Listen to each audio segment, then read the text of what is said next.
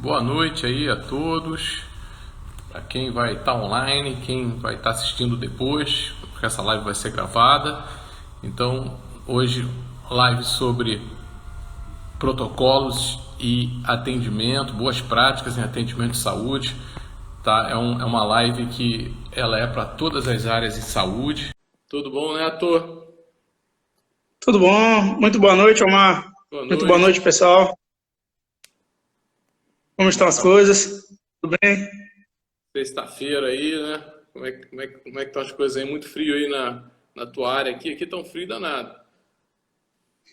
Aqui na Bahia tá tudo tranquilo. Aqui, o frio da gente aqui é abaixo de 38.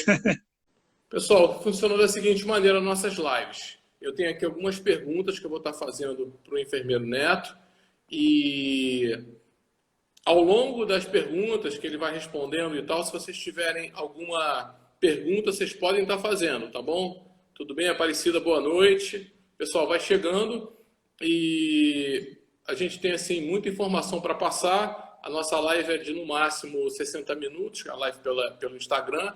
Então nós vamos dar início e lembrando que essa live fica gravada, né? Muitos de vocês já estão vendo ela gravada aí, então bom dia, boa tarde, boa noite para quem está vendo gravado, que a gente não sabe nem quando nem onde, tá? Nós estamos aqui Pois é. na sexta-feira à noite, tá? Então, vamos dar início, Neto? Vamos sim. Sextou, né? Tudo bem, Valdilene? Tá chegando Valdilene também. Vamos lá, vamos começar. Então, o tema de hoje são protocolos e boas práticas no atendimento em saúde. Como eu falei no início, esse tema ele é importante para todas as áreas em saúde, tá? Todas as áreas em saúde, protocolo em segurança, boas práticas em atendimento é fundamental, tá? Então, a gente está falando sobre um tema muito pertinente para todas as áreas, ok? Então vamos começar aqui. Eu tenho aqui um conjunto de perguntas e se vocês tiverem alguma pergunta, por favor, podem fazer que eu vou estar lendo aqui e vou estar passando para o Neto. Neto, quais os principais protocolos de saúde que as auxiliares de saúde devem conhecer? Os principais protocolos. Então, hoje nós levamos em consideração diversos protocolos, né? Mas dentre eles, os mais importantes são aqueles que trazem como eu posso dizer, uma organização na saúde, evitando agravos de saúde para o paciente. Então, no Brasil hoje, a cada 10 pacientes atendidos, um pelo menos sofre um agravo, né? Um evento adverso relacionado à saúde, ao atendimento. É E um se a índice gente alto. não tiver protocolos de saúde, desculpa, não te ouvi. Eu falei, é um índice alto, né? De Sim, sim, 6 um a a cada 10, ou seja, um a 10%, 10%. Não, é sério. 10%, né, sofre um evento adverso relacionado a, vamos dizer assim, uma fuga do protocolo. Então, dentre estes protocolos, os principais são os protocolos que evitam a queda, protocolo da administração correta de medicações, né? Protocolo de segurança do paciente, protocolos que evitam infecção, quais são eles? Lavagem correta das mãos, o uso de paramentação adequada, por exemplo.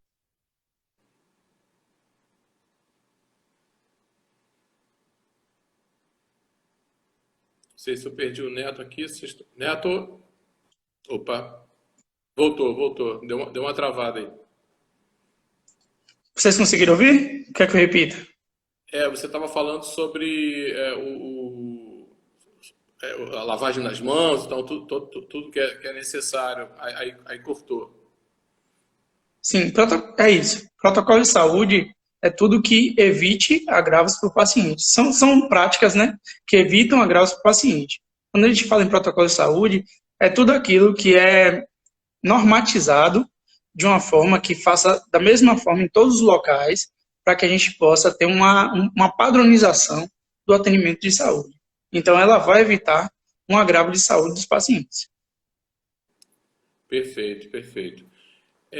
O que é segurança do paciente? Tá? O que é segurança do paciente e qual a importância?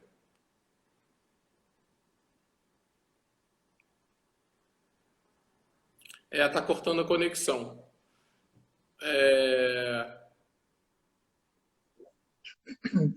Tá dando umas cortadas na conexão. Ela pediu para falar de novo aqui. Vamos lá, né?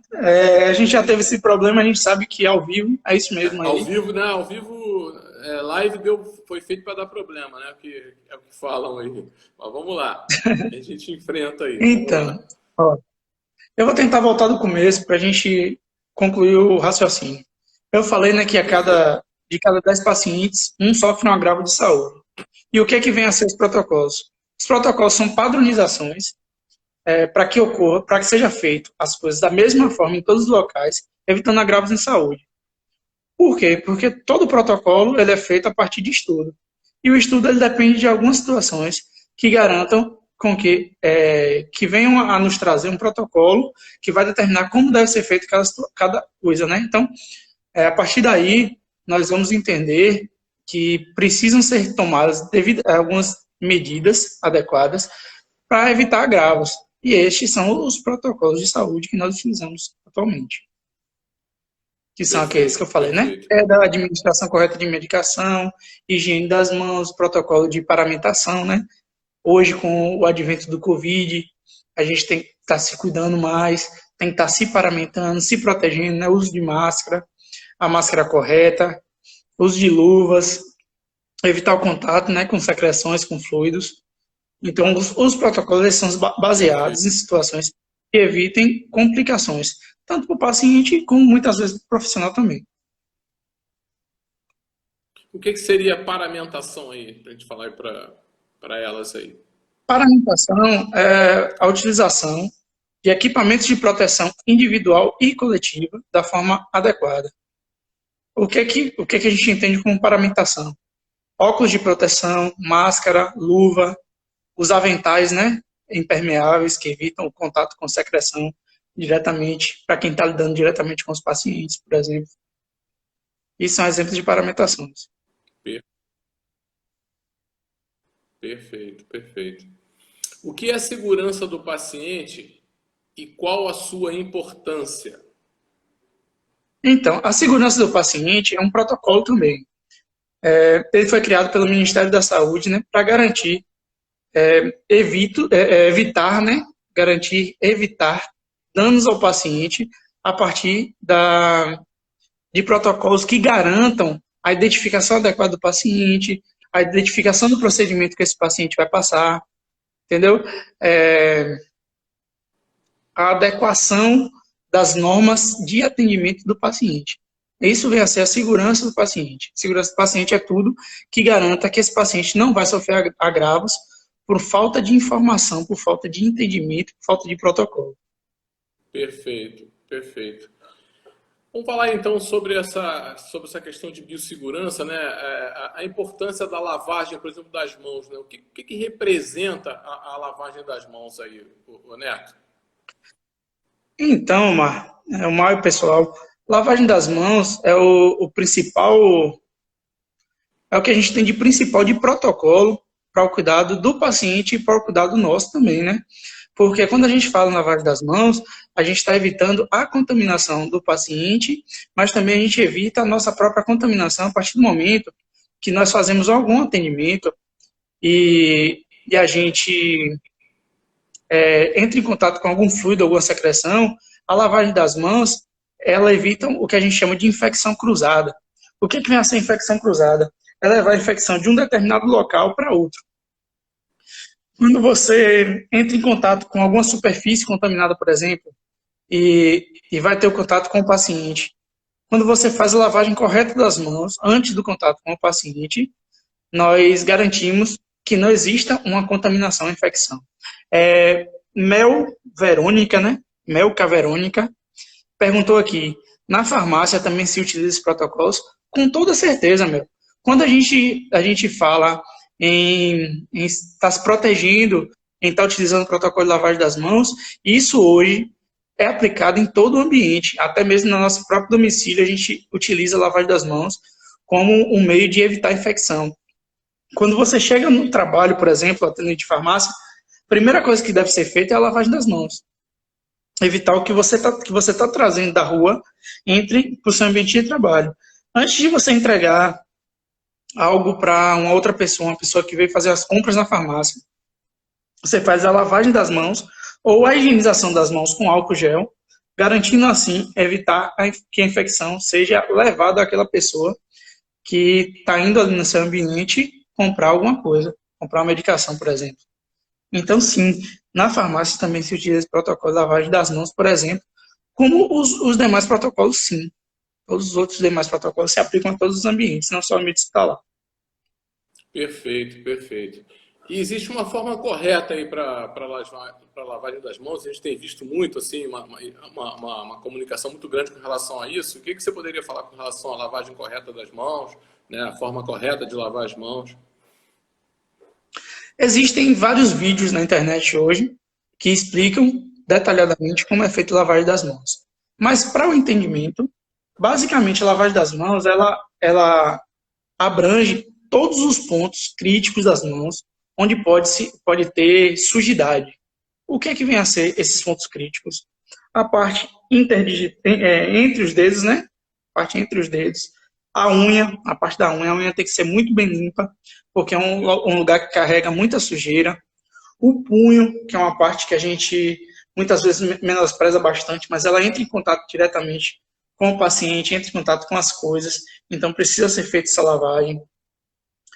A parte posterior da mão também, né? A parte posterior, tanto quanto a parte anterior da mão, a palma das mãos, a parte posterior também tem que ser lavada. Os polegares, que eles normalmente não são bem lavados quando a gente faz a fricção normal da mão, ele fica esquecido, então tem que ser feita a lavagem dos polegares. Então, todas essas partes têm que ser levadas em consideração quando a gente fala da lavagem correta das mãos. Perfeito. Isso é a lavagem correta das mãos. E como é que a questão do álcool em gel, ele substitui a lavagem? Como é que a lavagem das mãos? Como é que funciona essa questão aí, né? Em parte, sim. Em parte, sim. Quando nós não percebemos sujidade na mão e essa mão teve em contato com algum ambiente que pode estar levando alguma contaminação, a limpeza, a higienização com álcool gel é suficiente. Mas toda vez que você percebe sujidade, que é uma sujidade aparente, a lavagem das mãos tem que ser feita com água e sabão. Então, sim, existe a diferença, porém o álcool gel, em muitas situações, ele sim substitui a água e sabão na lavagem das mãos. O que nós podemos falar aí sobre precaução individual? Né? Precaução e proteção individual. Aí volta para aquele tema que a gente estava falando, que é a questão da paramentação. O uso adequado dos EPIs. O que são EPIs? Equipamentos de proteção individual, que é o óculos, a luva, a máscara. E quando a gente fala do uso correto, não se contaminar, não se autocontaminar com a utilização inadequada desses equipamentos. Quando é que a utilização inadequada? Quando você está com a luva contaminada, você entra em contato com o seu rosto, você está levando contaminação. Quando você tira a paramentação da forma inadequada, você está levando contaminação para você. Bem como quando você não faz a correta retirada, a correta colocação, você também está levando esse tipo de contaminação. Então, o uso dos EPIs, quando a gente fala uso de equipamento de proteção individual, ele tem que ser feito de forma protocolar, seguindo as normas e convenções que existem a partir do uso deles. Isso a gente encontra hoje em qualquer lugar. A gente pode conseguir no YouTube, no Google, pesquisando, estudando. E no nosso curso também, né, de auxiliares em saúde, a gente fala muito, a gente aborda muito essa utilização adequada, como usar, como não usar, os protocolos de saúde de forma mais aprofundada, né? Perfeito. Então, tudo isso a gente tem que levar em consideração. O que são práticas seguras na administração de medicamentos? Então, isso aí é um ponto que nós debatemos bastante, né? E ao longo do tempo foram surgindo os certos na aplicação das medicações. O que são certos na aplicação das medicações? Por exemplo, hoje se consideram 13 certos na aplicação de medicação, que é a prescrição certa, ou seja, a medicação adequada para determinada situação do paciente, o paciente certo, né? A gente tem que saber o nome correto. Muitas vezes existem os homônimos, né? Pessoas com nomes parecidos, então a gente tem que levar isso em consideração. Ver se realmente é aquela pessoa. Às vezes fazer até uma dupla checagem, nome do paciente, nome da mãe também. O que a gente vai perceber muito no ambiente hospitalar, né? Isso não é uma realidade para quem está atendendo um só paciente dentro do domicílio. Não essa situação do paciente certo, mas os outros certos a gente tem que levar em consideração.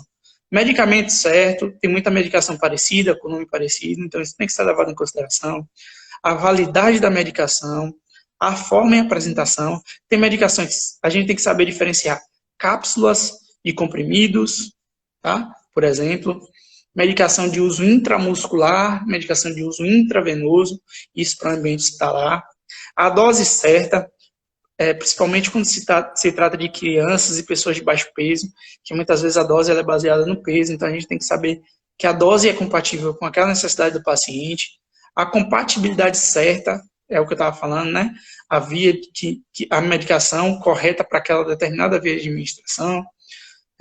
Dar orientação ao paciente, porque o paciente ele tem que saber o que ele está fazendo uso e por que ele está fazendo uso, quais os efeitos esperados e qual também os efeitos inesperados, mas que podem ocorrer. A via certa, né? O horário certo, fazer o aprazamento correto das medicações, medicação que precisa ser feita de 8 em 8 horas, de 6 em 6 horas, de 12 em 12 horas, uma vez ao dia, a cada 24 horas nesse caso. Tempo de administração certo, tem medicações que elas precisam ser aplicadas de forma mais lenta, com tempo de administração maior, para evitar qualquer complicação. A ação certa da medicação, né? A ação que é esperada que aquela medicação tenha. E o registro certo, que é o quê? Anotar que a medicação foi feita em um determinado momento, em um determinado horário. Isso levando em consideração o ambiente hospitalar também, porque isso não é a realidade para domicílio, por exemplo. E, ô Neto, um erro aí pode ser fatal, né, cara? Eu vou te falar até rapidamente uma coisa que aconteceu comigo. Eu tava com uma apendicite, tendo que fazer, quase supurada, tendo que fazer uma cirurgia urgente. Aí chegou pra mim, tava no hospital, chegou um suco de maçã. Eu, com a fome danada, fui e tomei o suco de maçã. Totalmente inadequado. Foi uma coisa assim, que o médico falou assim, ó, vamos embora que você não tem como esperar, tipo, vai assim mesmo. Mas então, um erro aí no medicamento, um erro numa conduta aí com relação à prática aí é complicado, né? Isso aí em Aí a todas gente as pode áreas. Isso aí em todas as áreas a gente pode falar, não é isso? Em Com saúde. certeza. Esse primeiro certo que eu comentei, o da prescrição certa, isso também leva em consideração a dieta. Quando está no ambiente hospitalar, por exemplo, a dieta ela é prescrita. No home care também, né, que é o atendimento domiciliar, a medicação ela é prescrita por um profissional. Então, a medicação não, a dieta é prescrita por um profissional. E se ela é feita da forma incorreta ou no momento errado, isso pode ter agravos também para a saúde do paciente. Então, tal qual as medicações, as dietas também são levadas em consideração. Nesse caso seu aí, foi um erro de prescrição. Provavelmente a prescrição médica era dieta zero, porque você era um paciente que iria para o centro cirúrgico e precisava estar em um jejum de pelo menos 6 a 8 horas. Exatamente. Então, isso foi um erro de prescrição. Isso faz parte dos certos da aplicação de medicação. Então, aí foi um erro que aconteceu. Então, assim, a pergunta seria, o que são práticas seguras na administração de medicamentos? Levar em consideração todos esses pontos que a gente discutiu aqui. Acabou de falar. As práticas seguras são exatamente seguir de forma protocolar tudo que foi dito aqui em relação aos 13 certos. Isso são práticas seguras. E, na verdade, a pergunta era, eu acabei repetindo, era quais os itens que devem constar nessa prática segura, mas que você já falou, né? Os itens dessa prática segura. Correto. Os itens são esses. Se você quiser, eu repito para ficar só de forma didática. Prescrição certa, paciente certo, medicamento certo, validade certa, forma e apresentação certa, a dose certa, a compatibilidade certa, orientação ao paciente, via certa, horário certo, tempo de administração certo, ação certa e registro certo. Esses são os pontos, os 13 pontos, os 13 certos, né? Por isso que termina tudo com certo, da aplicação na administração de medicamentos. Vamos falar agora sobre prevenção de quedas e assim, qual a importância desse item aí no cuidado com o paciente, né? Sobre a questão de prevenção de quedas. Então, reduzir a ocorrência de quedas nos pacientes e o dano decorrente dela são os principais pontos do protocolo de prevenção de quedas, garantindo dessa forma, né, um ambiente seguro que promova para o paciente uma garantia de evitar agravos à saúde. Por quê? Porque normalmente essa prevenção de quedas são para pacientes idosos ou crianças com algum risco de complicações a partir dessa ocorrência, né? Queda hoje, ela é um dos fatores que mais agravam a saúde do idoso no mundo. Por quê? Porque na queda, por exemplo, a gente pode causar uma fratura. E essa fratura, ela causa imobilização deste idoso no leito, o que pode levar a outras diversas complicações. Úlceras por pressão, que são as lesões, né, ocorridas a partir da pressão do paciente que está ali no leito imóvel. Por exemplo, também uma pneumonia por broncoaspiração, que é uma pneumonia causada por alimentos de corpo estranho que chega ao pulmão, causado muitas vezes por uma posição inadequada para a alimentação, por exemplo. O paciente que está ali se alimentando deitado, ele acaba aspirando para a via aérea o alimento que deveria estar no trato gastrointestinal. E isso pode causar uma infecção respiratória, que é o que a gente chama de pneumonia, né? Por broncoaspiração. Perfeito, perfeito. E assim, esses pacientes são pacientes que já têm algum grau de risco, né? Para quedas. Por exemplo, são pacientes que se locomovem sozinhos, que realizam sua atividade sem ajuda, mas que tem pelo menos um fator de risco, obesidade, ou a própria diabetes, pacientes que têm doenças como Alzheimer, doença de Parkinson, são pacientes que têm um risco maior de evoluir para uma queda e, consequentemente, ter agravos na sua situação de saúde. E assim, os danos decorrentes de uma queda são complicados, São né? incalculáveis. São É. incalculáveis. Porque, assim, como eu lhe falei, uma queda que parece inofensiva pode levar a vários outros fatores de risco que causam um risco importante para a vida daquele paciente. Infecções, lesões, debilidade, própria depressão por estar acamado, né? Às vezes é uma pessoa que já está muito ativa, que é muito ativa e que a partir daquela queda fica imóvel no leito, não tem condições de fazer mais as atividades que ela costumeiramente fazia e evolui para um quadro depressivo, por exemplo. E é comum ocorrer esse tipo de acidente com quedas, Neto? Muito comum, muito comum. Costumeiramente, nós trabalhamos na área de emergência, nós atendemos idosos que dão entrada em unidade hospitalar com queixa de queda, com trauma crânioencefálico, né? Bate-cabeça, muitas vezes uma fratura de fêmur, que é um osso longo, mas que no idoso ele já é um pouco mais debilitado, já é um pouco mais desgastado e tem um risco de fratura. Dentre outros diversos agravos, que se a gente fosse enumerar aqui, a gente ia levar um bom tempo só falando sobre isso. falando sobre isso, né? Pessoal, olha só, se vocês quiserem fazer mais perguntas aí, podem estar fazendo perguntas, tá bom? Que a gente vai estar respondendo aí, a gente não, o Neto vai estar respondendo aí para vocês. Vamos falar agora sobre um tema bem importante nessa live, que é sobre atendimento padrão em saúde. Tá? O que você pode falar aí? O que é um atendimento padrão em saúde, ô Neto? Eu vou pegar um conceito aqui que eu separei, para poder dar uma introduzida no assunto. Então, o que vai ser o atendimento padrão em saúde? É o atendimento cuja responsabilidade do atendente é atender às expectativas do paciente, e isso é uma responsabilidade total do profissional de saúde, né, que está dentro da atuação nesta área, né? E esse profissional de saúde ele deve ser discreto, prestativo, proativo, educado, saber cumprimentar, saber ouvir e saber falar com o paciente. O aperto de mão, por exemplo, é um atendimento padrão em saúde que garante uma proximidade, que garante um pouco de empatia com aquele que está sendo atendido. Então, assim, Que atendimento agora, padrão em saúde. que nesse momento tem que ser evitado, né? É, Do Covid, né? verdade, verdade. Com o advento do coronavírus, a gente está evitando contato físico, né?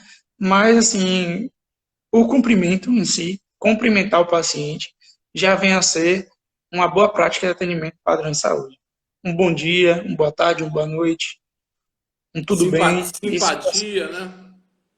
com certeza, simpatia, proatividade, Sorriso. o sorriso no rosto. A gente sabe que nem sempre a gente vai estar no nosso melhor dia, no nosso melhor momento, mas as pessoas que estão envolvidas não tem nada a ver com isso. As pessoas que estão sendo atendidas precisam ser bem atendidas e ser atendidas com cordialidade, né?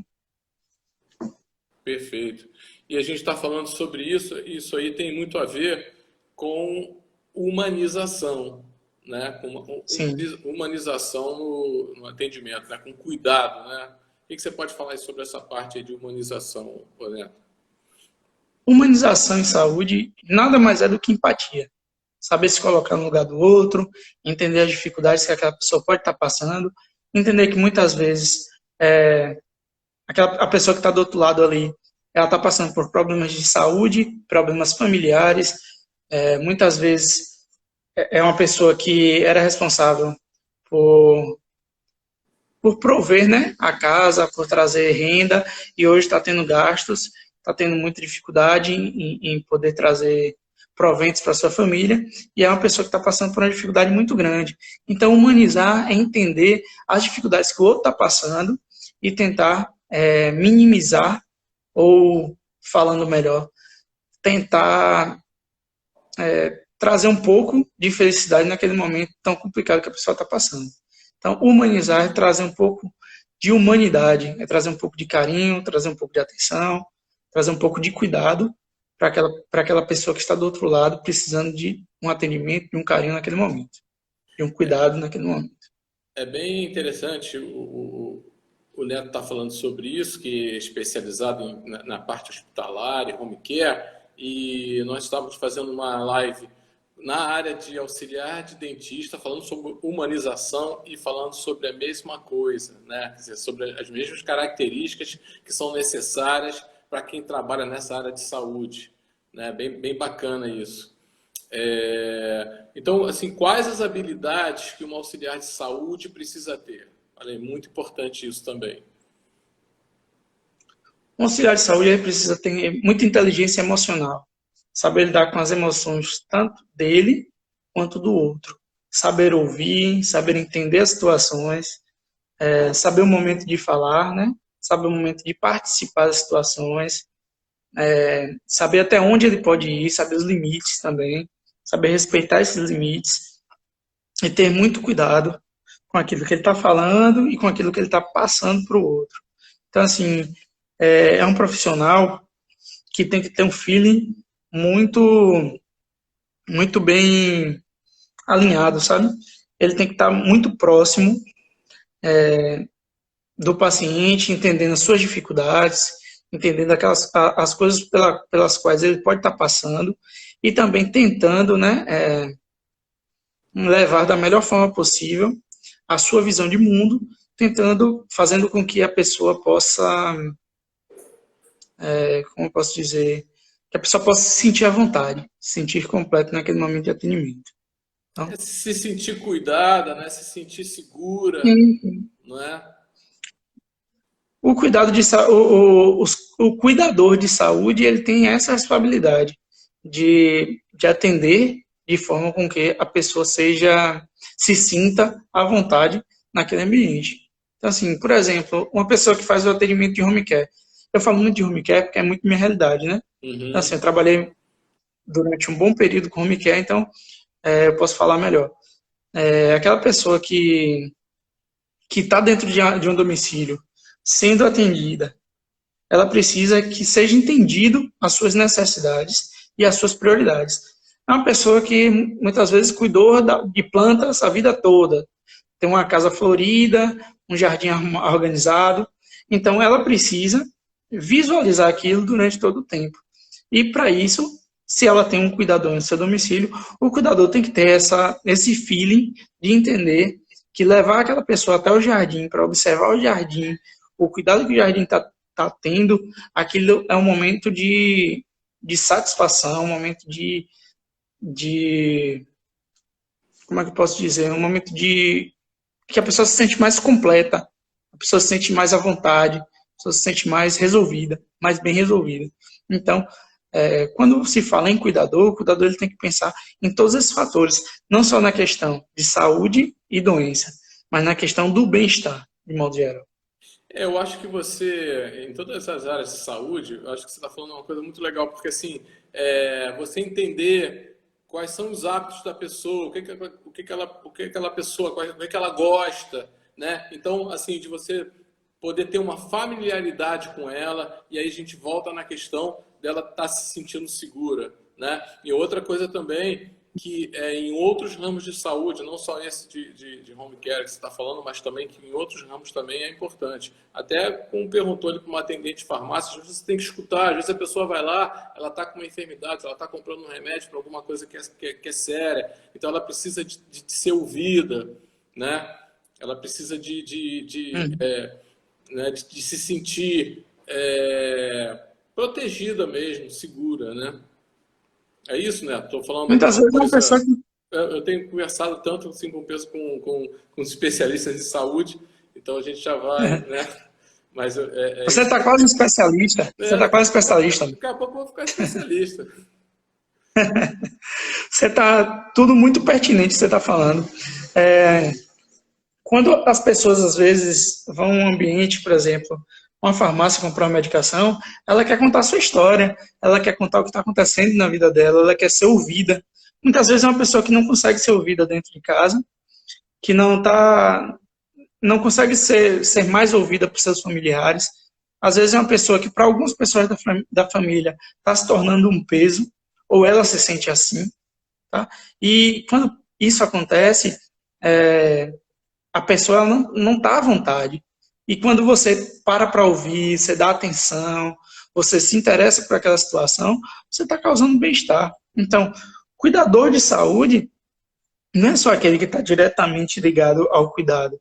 O profissional de home care, por exemplo.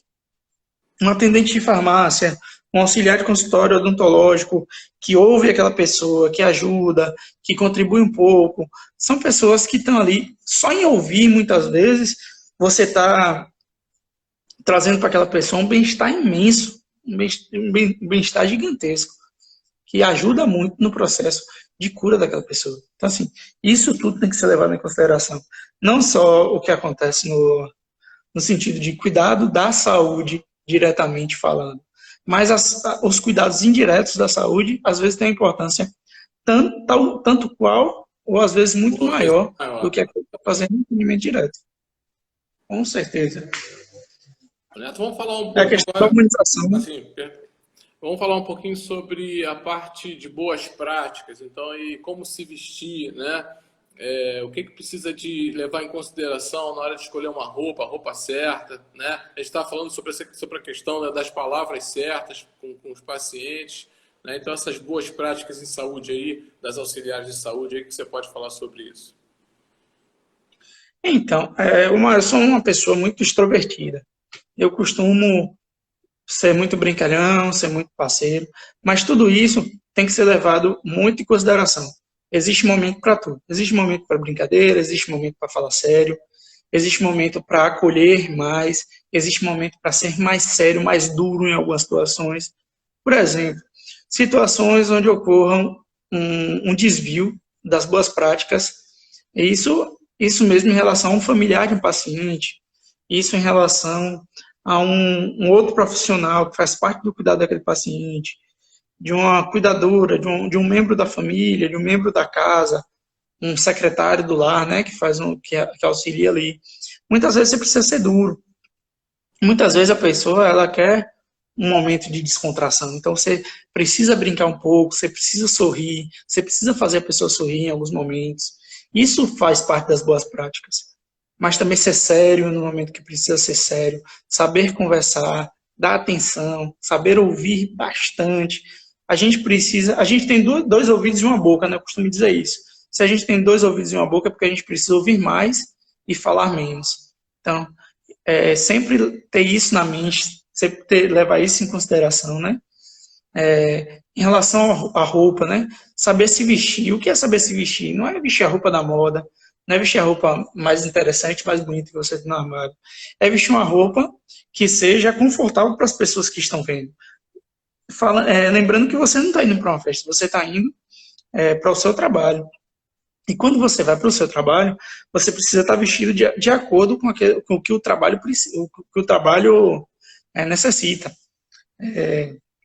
Mulheres, por exemplo, não tenho nada contra mulheres que vistam roupas mais curtas, mas no ambiente de trabalho não cabe. Naquele ambiente de trabalho precisam de roupas mais compostas, roupas limpas, com aspecto limpo, pelo menos, roupas bem passadas, porque quem está sendo atendido, ele não quer ver uma pessoa atendendo ele suja, de uma forma desorganizada, com a roupa vestida de uma forma inadequada, uma roupa mal fechada, né? Muitas vezes mal abotoada. Ele quer uma pessoa que esteja ali muito bem vestido, muito bem cuidado, porque a aparência ela é importante nesse momento de atendimento.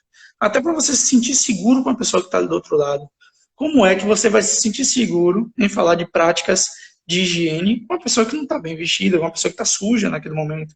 Então, assim, para você falar de práticas de higiene, você tem que estar limpo.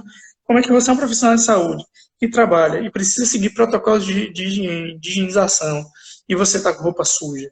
Então, assim, ter a atenção para esses aspectos. O cheiro é importante. Muitas vezes a pessoa está doente em um ambiente fechado, com um profissional que ele não está com um bom cheiro, está com mau cheiro. Então isso incomoda também. Ou até, Não só ou até incomodam com as tomar pessoas. cuidado ou até tomar cuidado com perfume também, né? Às vezes você não, talvez Claro, até. com certeza. O cheiro agradável é aquele cheiro suave, né? Um cheiro que não é muito forte, nem para o bem nem para o mal. Nem um cheiro muito forte, nem um odor muito forte. Assim, um cheiro agradável, um perfume fraco. A gente pode utilizar perfumes importados, caros, com cheiro muito forte, quando a gente vai para a balada, quando a gente vai sair para passear, quando a gente vai no restaurante. Mas quando a gente vai para o trabalho, para o ambiente de trabalho, a gente tem que estar com um cheiro agradável, que faça com que as pessoas se sintam bem naquele ambiente junto com você. Mesma coisa com relação à maquiagem, né, Neto? Claro, maquiagem mais básica possível. Profissional de saúde, profissional de atendimento de saúde, ele tem que estar básico. Usar uma basezinha, mulheres, né? Um batom, claro. Nada daquelas cores muito espalhafatosas. A mesma coisa a gente fala com esmalte, né? Principalmente profissionais de saúde, que tem que estar com a unha bem cortada, bem aparada, limpinha. Até para evitar um risco de infecção maior, né? Quanto maior a unha, mais espaço para acumular sujidades, né? E causar infecção. E a maioria das profissões, elas têm uniforme, né? Tem o jaleco e tal, e também, Sim. não é só porque tem o jaleco, também tem que estar sempre limpinho, sempre, né? Claro. Evitar usar o mesmo jaleco, né? De uma instituição para outra. Às vezes você está fazendo atendimento em um determinado lugar, aí vai para outro lugar, usa a mesma roupa. Às vezes a roupa está suja. Então, assim, ter esse cuidado, né? De trocar, de tomar banho, para sair de um ambiente para outro. Evitar levar uma contaminação que já existe em um local para um lugar que esteja limpo, né? Perfeito, perfeito, perfeito. Pessoal, nós estamos aí com 40 minutos. Eu queria saber aí se vocês, o que vocês têm de pergunta aí pro Neto. Vocês têm pergunta aqui? Deixa eu ver se tem alguma pergunta. O que vocês têm de pergunta aí? Pois é, o tempo voa, a gente está à disposição aqui, o que vocês quiserem falar, se quiserem fazer algum comentário, falar alguma coisa, falar de algum tema para a gente trazer aqui numa próxima live, né, Omar? Com sempre certeza. aberto. Isso aí vocês vão lá nos stories que a gente tem lá o perguntas e respostas e a gente coloca sugestões de temas, né, pro Neto estar falando aí, o Neto que fala mais, que é especializado nessa parte geral de, de protocolos, de atendimento, de primeiros socorros. A gente vai estar falando sobre primeiros socorros. Pode repetir sobre vestimentas? Aqui a Milene está falando, a Milene Castro, sobre essa parte A de. gente tem tempo ainda, então dá para falar um pouco. Então, Milene, vestimentos a gente tem que ter cuidado sempre. Vestir roupas adequadas para o ambiente de trabalho. Não vai vestir roupas. A gente não vai procurar a roupa mais bonita que a gente tem no nosso guarda-roupa. A gente vai procurar a roupa mais adequada para a situação de atendimento. Se você vai para um hospital, você tem que estar vestido com a roupa adequada do hospital, às vezes o fardamento do hospital, com o jaleco, né? Em algumas instituições se trabalha com os uniformes da instituição, né? Que é a roupa privativa que a gente chama. Muita gente chama de pijama, aqueles pijamas de trabalho, essa roupa privativa, né? A roupa privativa é muito utilizada para evitar que você leve infecção ou traga infecção de casa. Porque é uma roupa que ela vai estar no ambiente hospitalar, você vai vestir lá, e muitas vezes você vai largar lá mesmo para fazer a limpeza de infecção lá dentro do ambiente hospitalar. Então, tomar cuidado, né? Quando eu falo com sapatos fechados, por exemplo, para evitar que a gente tenha que alguma coisa bata no nosso pé, que suje nosso pé, contamine, uma agulha que possa furar, venha furar. Se você tem um sapato adequado, o calçado adequado, você vai evitar que aquilo cause uma infecção para você. Aparar bem as unhas, cortar o cabelo, fazer a barba, se manter limpo, usar uma maquiagem mais branda, se utilizar batom, utilizar um batom menos chamativo, a mesma coisa para os esmaltes, né? Se manter o tempo todo o mais limpo possível, evitar ao máximo risco para infecções. A roupa ela tem essa importância, tanto de proteção, como também de se tornar o cartão de visita do profissional, né? Profissional que chega com a roupa, chega muito bem vestido, que chega com a roupa limpa, que chega com a roupa bem passada, bem abotoada, uma roupa agradável de se ver, ele é um profissional que vai ser sempre muito mais bem valorizado que os demais. Muito bom, muito bom. Pessoal, você tem mais alguma dúvida aí para a gente perguntar aí para o enfermeiro Neto, pessoal? A Nádia, a Cláudia, aí o Fernando, Milene já perguntou. Tem mais alguma dúvida aí, pessoal?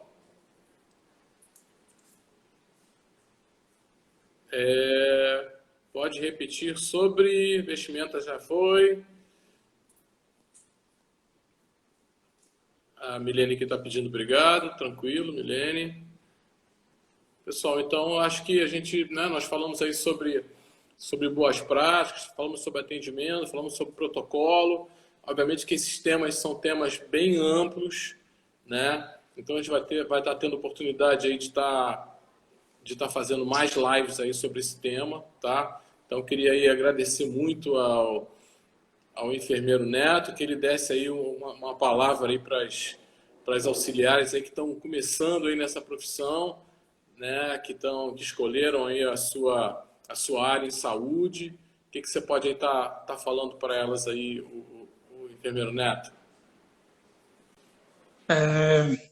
Primeiro, agradecer muito a vocês, a presença de todos vocês, a atenção de vocês, o tempo que vocês disponibilizaram para a gente. Nós ficamos muito felizes. Dizer que para entrar na área de saúde é preciso ter muita paciência, muita atenção, muito carinho. Escolher essa área não por dinheiro, mas sim porque você realmente tem uma afinidade com o cuidado dos pacientes. Claro que o amor não paga a conta, mas se você faz algo que você gosta, você já está meio caminho andado de melhorar o mundo. Você faz algo que você gosta, com carinho, com atenção, da melhor maneira possível, você está a um passo de mudar o mundo. Então, assim, entendam que é uma área promissora, tem muito ainda para crescer. Nós somos ainda um país de terceiro mundo, que tem muito para desenvolver nos países de primeiro mundo. A profissão de cuidador de saúde é uma profissão que vem crescendo bastante, que tem um respaldo muito grande, tem uma importância muito grande, principalmente pela questão demográfica, né? A população vai ficando mais idosa, a população vai ficando mais velha, vai precisando de mais cuidados. Então, assim, escolham essa área, tenham uma afinidade por ela, se preparem, estudem, garantam que vocês vão fazer o seu melhor sempre. Você pode não ser o melhor profissional que existe, mas seja melhor do que você mesmo, um dia após o outro. Que com certeza você vai ajudar mais as pessoas, com certeza você vai ser mais humanizado, com certeza você vai poder ser uma pessoa melhor. Então é isso. Eu queria agradecer novamente a vocês, dizer que estamos à disposição. Venham conhecer o programa de auxiliares de saúde. Nós já temos aí alguns trabalhos, né? Eu junto com o Mar, a gente já tem uma parceria muito boa. Tem projetos aí em andamento, projetos que estão por vir, e vocês vão gostar bastante. Se especializem, se preparem, sejam o mais preparados possível, que vocês vão conseguir fazer um bom atendimento, vocês vão conseguir cuidar dos pacientes, e os pacientes vão te agradecer. Nada paga melhor nosso salário do que um sorriso, um obrigado, um você faz a diferença em minha vida, um você me ajudou bastante, você é uma pessoa especial, eu vou rezar para você, vou orar por você. Eu acho que isso é mais importante que qualquer salário no final do mês. Claro que a gente precisa do salário, claro que a gente precisa pagar nossa conta no final do mês, mas uma oração, muito obrigado, isso sim não tem preço. Verdade, muito legal, Nelton, muito bom.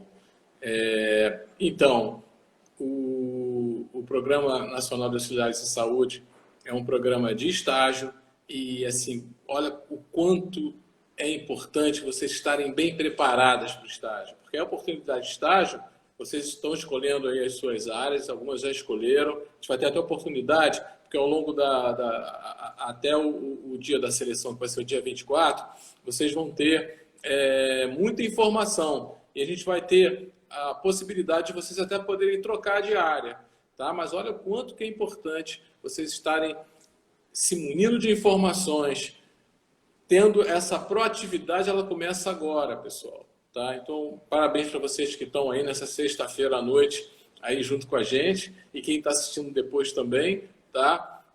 Lembrando que nós temos uma programação de lives, tá? Nós já tivemos na quarta-feira de auxiliar de saúde bucal, auxiliar de dentista, estamos tendo hoje essa geral para todas as áreas, terça-feira tem atendente de farmácia, quarta-feira tem para auxiliares de necrópsia. Vocês receberam essa programação por e-mail. A gente vai estar informando por vocês. Não se esqueçam de entrar no canal Telegram, que é muito importante. Vocês têm e-mails, tem o WhatsApp que a gente está mandando sobre isso também, tá? Muito obrigado de novo ao Neto, ao enfermeiro Neto. Muito obrigado a vocês e a gente se vê aí na próxima live, tá? Um abração, Neto. Tchau, pessoal.